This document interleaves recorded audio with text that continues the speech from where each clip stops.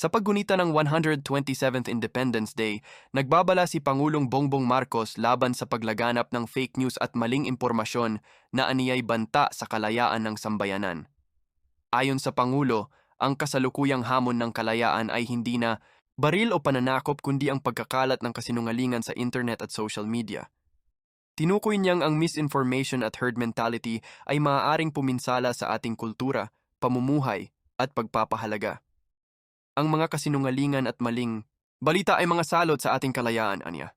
Dagdag pa niya, kailangang maging mapanuri at mapagmatsyag ang taumbayan laban sa panlilinlang. Batay sa survey ng SWS, 59% ang mga Pilipino ang naniniwalang seryosong problema ang fake news, habang 65% naman ang nahihirapang makatukoy ng tama sa mali. Sinabi rin ng palasyo na sumusuporta ito sa panukalang batas na magbibigay ng malinaw na definisyon at parusa sa fake news. Sa panahon ng social media, paano mo pinangangalagaan ang sarili laban sa maling impormasyon? May papel ba ang pamahalaan sa pagtuturo ng digital literacy sa mamamayan? Salamat sa panonood. Huwag kalimutang i-like, i-share at mag-follow.